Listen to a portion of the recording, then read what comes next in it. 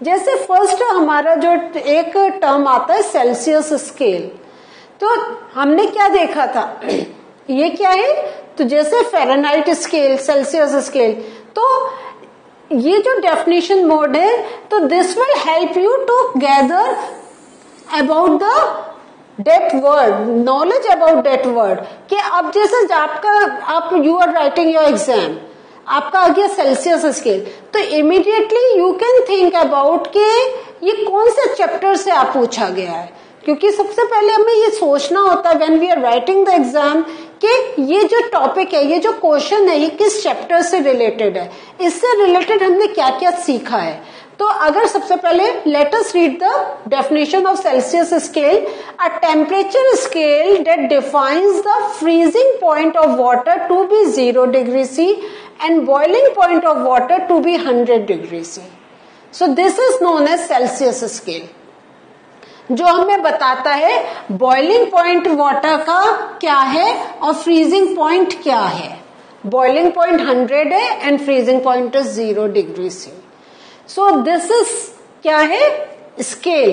तो the temperature scale, तो आप कैसे डेफिनेशन लिखेंगे, टेम्परेचर स्केल, हम ये मेजरमेंट, जैसे हमारा नॉर्मल एक स्केल होता है जिसको लेके we draw 3 centimetre line, 6 centimetre line, तो ये वो वाला स्केल नहीं, हम इसको कहेंगे टेम्परेचर स्केल।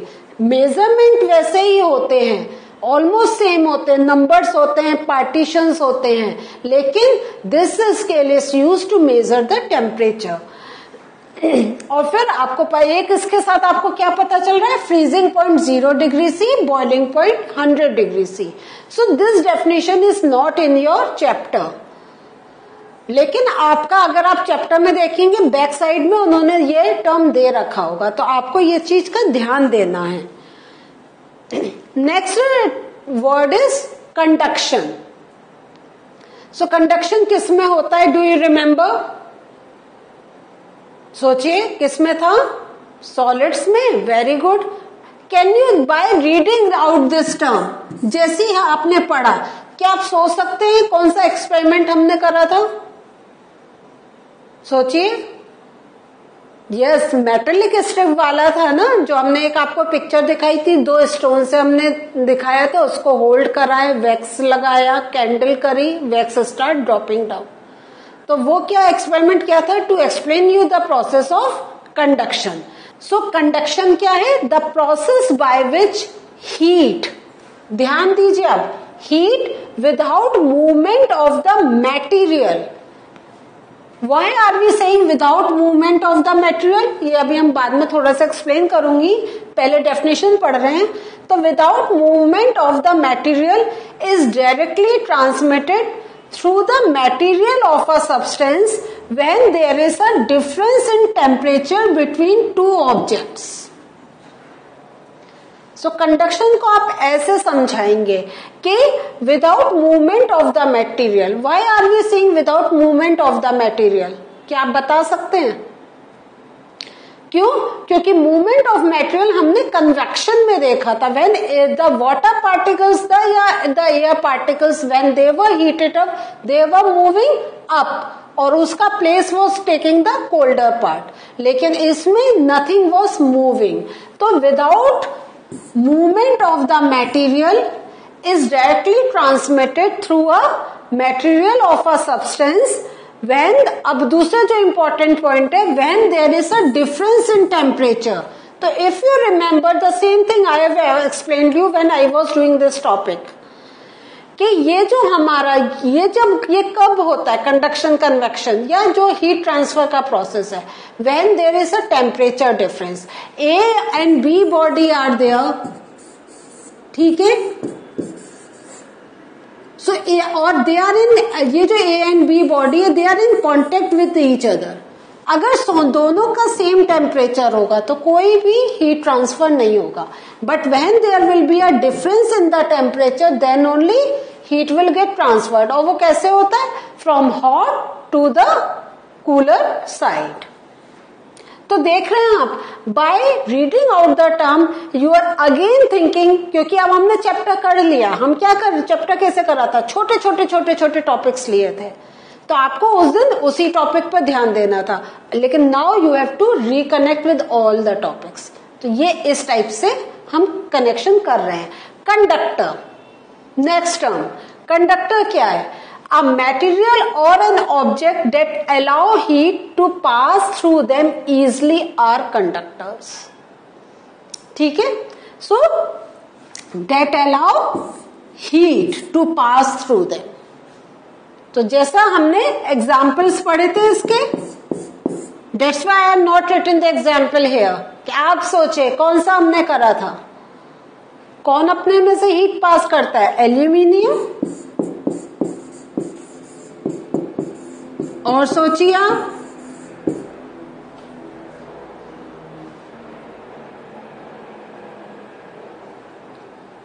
और क्या आप कर सकते हैं? आयरन भी अपने में से पास कर देता है, तभी हमारा क्या होता है, जो हमारे तवे होते हैं जिसपे चपाती बनाते हैं, वो क्या है?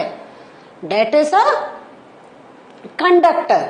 लेकिन अब इसमें हम डिफ्रेंशिएट करते हैं कि गुड कंडक्टर या कंडक्टर। तो ये जैसे जैसे you will move in the in your classes, then you will come to know more about it, है ना।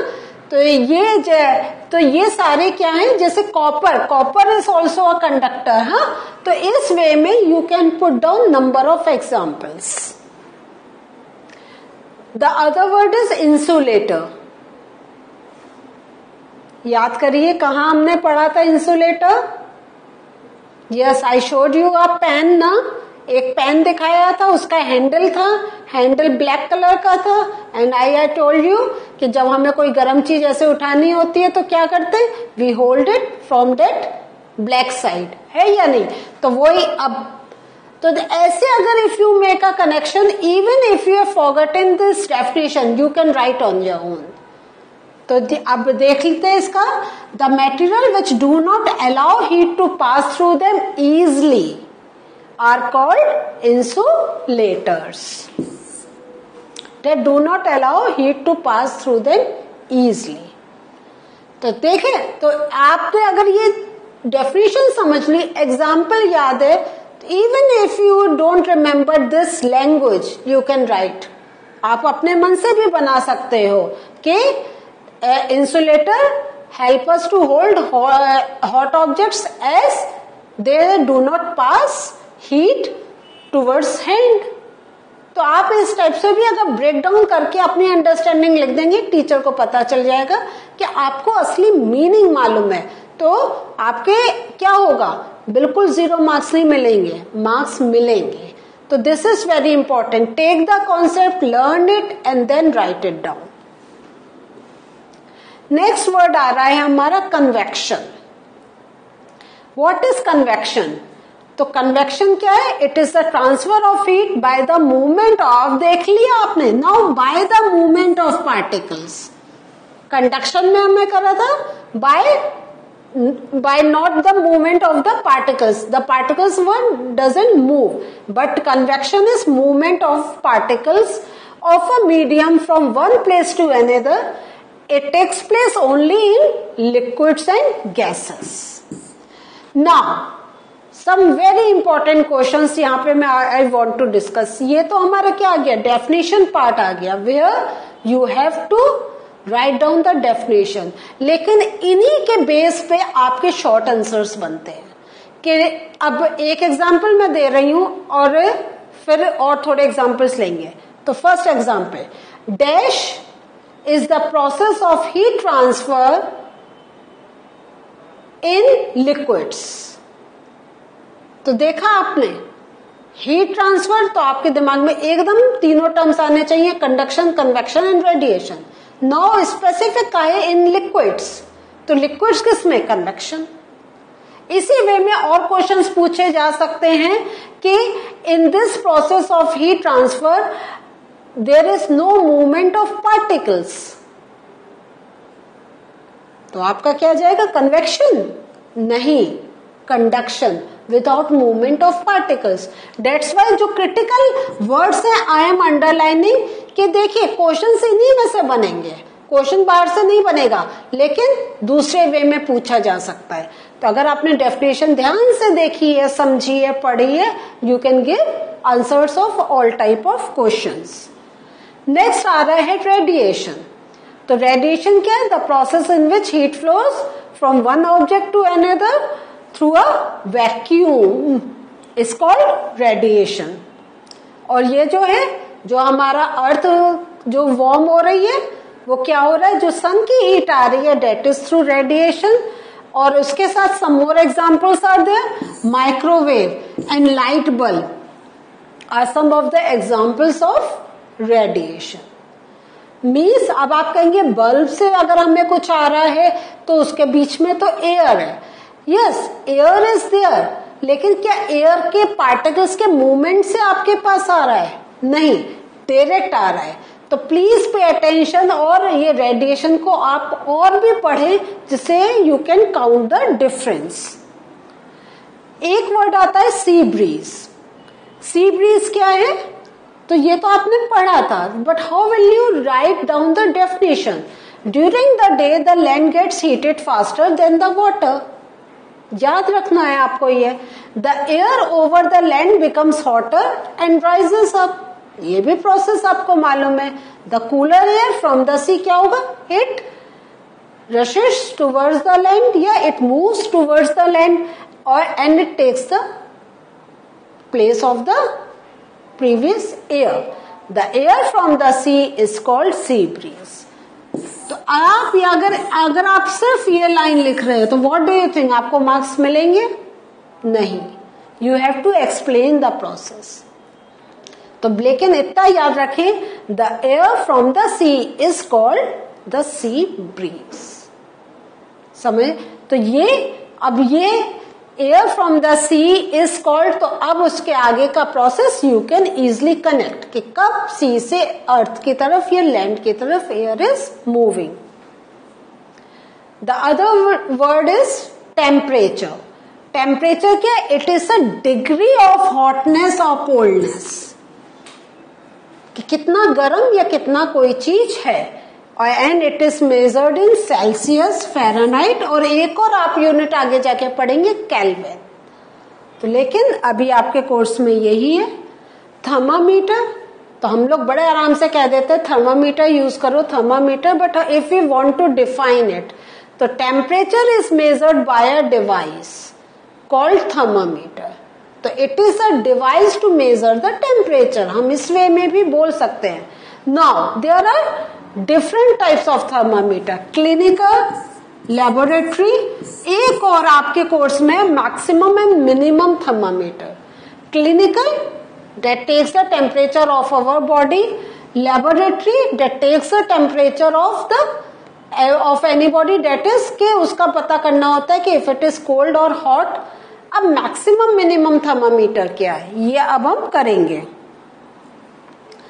मैक्सिमम एंड मिनिमम थर्मामीटर ये जो है ये क्या करता है? ये जो आपका थर्मामीटर है, the maximum and minimum temperature of the previous day reported in weather reports are measured by maximum and minimum thermometer.